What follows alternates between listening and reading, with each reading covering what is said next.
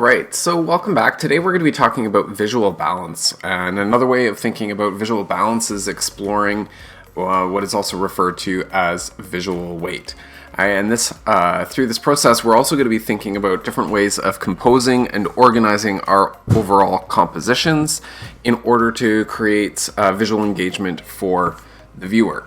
Okay, so let's begin. Okay, so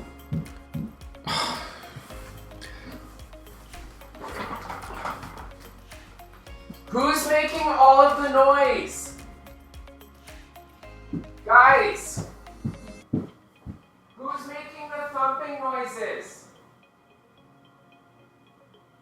Somebody just jumped on the floor and ruined my work.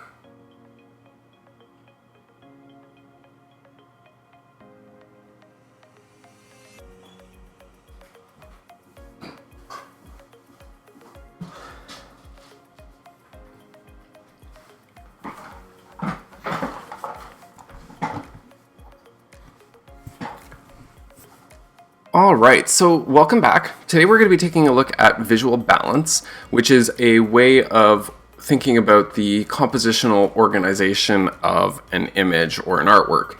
And in order to help us sort of unpack this idea of balance, we're going to kind of make analogies to the idea of visual weight as well. So as we go through this particular lesson, we need to know that you need to know the definition of balance in art and what exactly that means, right? This is not the type of balance where you're on a balance beam and you're trying not to fall over. It's a different kind with some different nuances that we're going to try and unpackage today. As we're going through this process, I'm going to be asking that you are able to identify and describe how the elements of art can be used in different ways in order to visually balance an image. And lastly, I want you to be aware of how you might be able to apply the concept of balance to your own work in order to create additional visual interest. Okay? So, getting started. Right? Balance is not just a physical phenomenon, right? If we take a look at Alexander Calder's mobile, right, this is an actual sculpture that hangs from the ceiling and is literally physically balanced because of the weight of the circular sphere on the left-hand side, balancing out all of the other elements that are hanging on the right. Right, so here we have a literal balance or a physical balance. But when we're talking about visual balance, we're talking about the visual weight, not the physical weight of the objects that are being used. Okay, so we're going to be thinking about the distribution of things that are visually more prominent throughout a composition. Okay, so in order to kind of get us started on this, let's take a look at this idea of a scale. Okay, you could also think of this as kind of like a teeter-totter, right? So we have a board that is sitting across a fulcrum, and if we place a ball on one end of the board, right, the ball is heavy and it's going to kind of visually sit lower down and take up greater visual importance. Okay, so when we have this type of visual composition where we have one object on one side of the composition, we refer to this as asymmetrical balance, right? Because all of the visual weight is entirely on one side of the picture space. Right? So if I take a second ball and I place it exactly on the opposite side of our teeter-totter or our balance beam here, right, we get now both sides of our composition being visually the same. And when we have both sides that are the same, we refer to this as symmetrical balance. Okay? But what's going to happen here? Right? We have two circles just like we did last time. Okay? But the main difference now is that one of those circles is yellow. We've changed one of the elements of design, right? We have color and shape at play before, but now we've changed one of those elements. Which way does this scale now tip, or does it stay the same? Okay. Well, colors have different visual weights as well, and red is a very heavy color.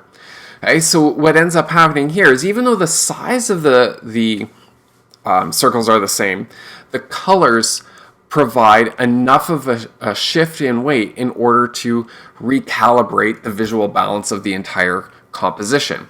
So in this case, we have what we would refer to as a more informal balance, because there's parts that are kind of balancing each other out, but it's not symmetrical, but it's also not asymmetrical. It's kind of somewhere in between. So we're going to label this one as informal balance. Okay? But balance can get even a little bit trickier, right? So now we're going back to our two red spheres, but we've changed another aspect of the circles, right? Now we've changed the the size of one of the circles. So what happens here? Well, I think you're pretty much aware already that, well, the visual weight is all kind of leaning down towards the left-hand side, right? Because especially if both of these objects, okay, are sort of put out to the visual extremes of the frame, right? They're out towards the very edges. Okay? But if we start moving this circle closer to that fulcrum or closer towards the center of the image, right, we're now able to start getting something that is actually kind of visually balanced. But again, it's not symmetrical, right? This is another way of thinking about how we can informally balance the composition. Okay? So now we've got two circles and one large circle, right? Again, which way do you think this might be turning? Okay, so perhaps, right, it might be tipping down. Well, maybe, but visually speaking, right, the amount of red between the two isn't quite exactly right. So it's not quite leaning towards the to the right? So this would be an inaccurate way of visually describing the visual weight. In fact, the weight should be the other way around. Okay? So, but what happens when we now add 3? Right? Now, even though there are different numbers of circles, the visual weight is starting to be a little bit more approximate to each other. Okay? So we are able to start getting a little bit of a better sense of that balance. But again, it's informal because they're not exactly the same. Okay? Right? So we can play around with the distance that the circles have to that fulcrum point in order to create unequal or disproportionate balances of visual weight throughout the composition. Okay? So we have symmetrical, where both sides are the same, asymmetrical, where there's something on one side but not the other, and then we have informal, in which there is an approximation between the two sides that give each side approximate visual weight to each other. Another way of balancing an image is through a concept called radial balance. And this is what is kind of like a starburst.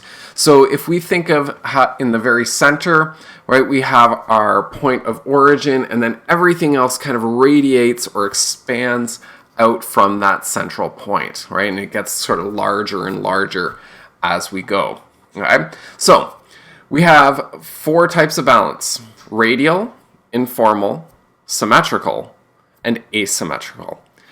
When we start taking a look at some different types of artworks, you hopefully are going to be able to start to see these forms of balance in various artworks. Okay, so this is an image from India, and it's called the form is called a mandala, where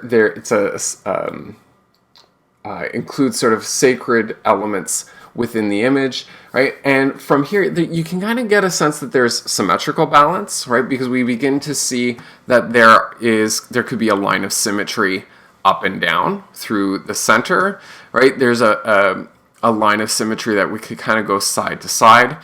Now, it's important to note that we're not looking at this mathematical definition of symmetry, right? It doesn't need to be exact, right? So even though both figures are kind of facing up and there are some slight variations between these two here, right? It's close enough that we would be calling it visually symmetrical, right?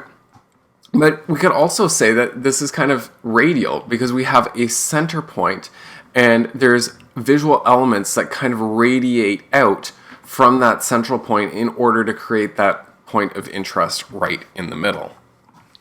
Okay. Okay. We have a print by an Inuk artist, right? And which one would this be? Right? Obviously, it's not symmetrical because we have all of these kind of vertical lines over on one side and all of these horizontal lines over on the other, right? But the bird body itself is kind of in the center, which is helping to kind of create that visual balance, right? The black is a little bit heavier than the red. So there's a tendency to look over here, but if we look carefully, there's only maybe 2/3 of the composition that's actually black compared to 2/3 of the image that is red, right? 1/3 to 2/3, heavier, not quite so heavy. So, this is starting to look like an informally balanced composition to me. Okay. Okay. This is a bronze sculpture from 15th century Japan. And again, you're seeing this idea of balance, right? And with this particular piece, right, there is a very, very strong overall sense of symmetry down the center here, right? There's going to be some slight variations in terms of the folds of the cloths, but the overall visual structure is pretty much mirrored from one half of the composition to the other. Okay. Degas and his painting, The Dancers Practicing at the Bar, is an interesting composition as well, right? So here, right, we have a very, very strong sense of asymmetry where we have objects that are occurring up in one part of the image, but the rest of the image is kind of empty.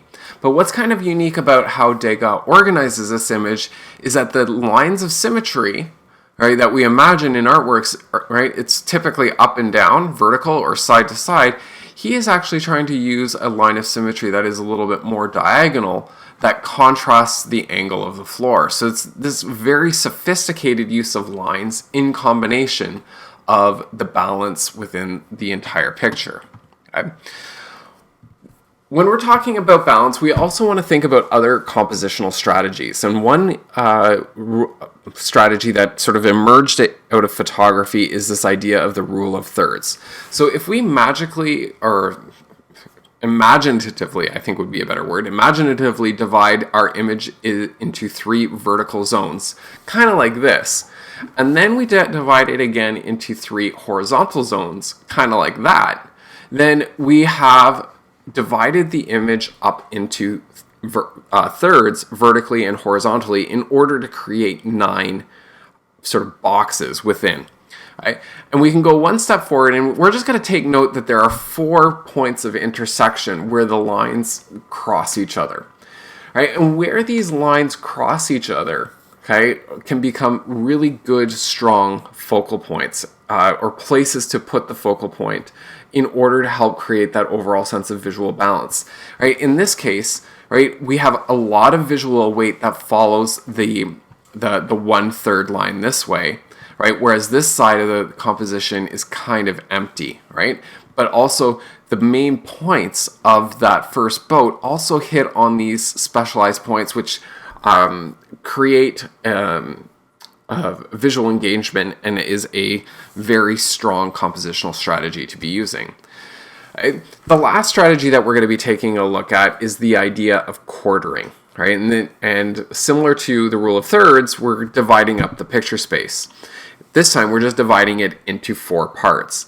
Right? And with this particular image by Morisot, what we notice is that 1/4 of the image is emphasized, right? We have the dark color put up in the top right-hand corner, draws our attention, and although we are aware of details in the other 3 quadrants, they're not the main focus of the entire piece of work, right?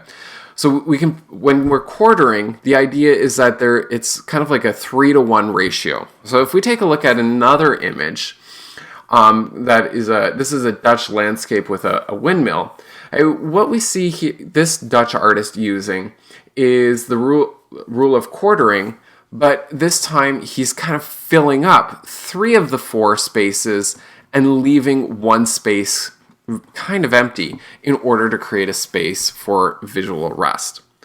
Okay, so composition and visual balance, right? It's how the visual weight of the image, the things that kind of draw our attention, are distributed throughout the composition.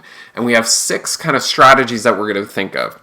Right, we have informal balance, symmetrical balance, asymmetrical balance, radial balance, rule of thirds, and quartering in order to help kind of guide how we distribute the visual weight in the images that we're making. Hope this gives you some ideas for your own pieces. Best of luck. If you have any questions, please make sure that you're asking. Thanks. Bye.